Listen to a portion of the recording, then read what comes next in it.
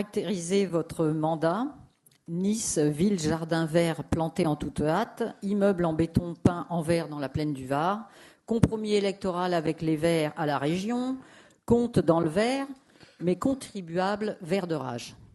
Nous avons déjà exprimé notre déception sur le tout ça pour ça, et surtout sur la pression fiscale exercée sur notre ville, d'ailleurs mentionnée par le cabinet Clopfer dans le rapport que vous lui avez commandé. Quand vous nous dites que c'est grâce à d'importants efforts de gestion que vous nous verdissez les comptes, je vais rendre aux contribuables le mérite qu'ils ont à subventionner vos recettes de façon dynamique. Dixit Clopfer encore. En effet, page 14 du rapport, les experts de Clopfer stipulent bien que le poids de la fiscalité directe évolue chez nous au-delà de l'inflation et pèse plus lourd à Nice, 61% des recettes, que dans les autres villes de plus de 100 000 habitants. Oui, en matière de pression fiscale, monsieur le maire, vous décrochez la médaille d'or. Aux 45% de contribuables niçois, et oui, c'est tout, qui supportent cette fiscalité, je veux dire merci. Merci pour tout le bien qu'ils font à notre ville.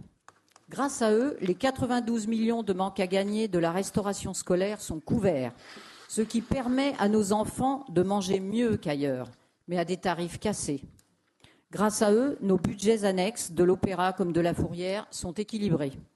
Grâce à eux, vous pouvez démolir le TNN et Acropolis sans les reconstruire. Grâce à eux, le double échec successif de la gare du Sud va pouvoir être épongé pour la modique somme de 10 millions d'euros. Grâce à eux, les délégations de services publics qui ne trouvent pas preneur peuvent être reprises en régie. J'arrête là cette litanie, mais merci à ces 45% de Niçois qui vous offrent des recettes fiscales si dynamiques qu'elles supportent même l'augmentation constante de vos dépenses de fonctionnement, plus 6,5%, je le rappelle. Pourtant, le contribuable niçois, lui, n'a pas la vie facile.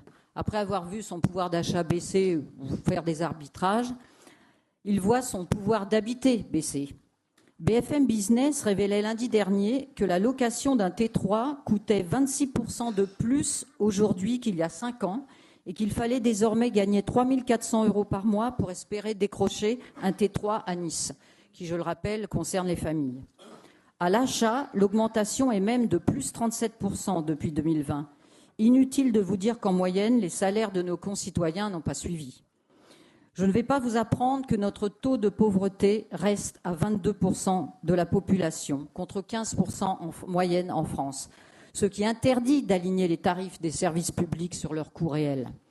Cela ne vous empêche pas pourtant, par pur clientélisme électoral, de vouloir offrir la gratuité des transports à tous les retraités. Vous n'êtes pas le seul, c'est vrai. Et ça en dit long sur la campagne électorale en cours. Et tant pis pour la SMICAR, qui, eux, doivent payer leur transport tous les jours. Parce que le consentement à l'impôt a ses limites. Nous voterons contre ce budget tout en remerciant encore une fois ces 45% de contribuables qui portent et supportent le fonctionnement de la ville. J'en profite pour remercier tous les services qui travaillent à la finance, au RH, pour la qualité des documents que nous avons eus. Merci.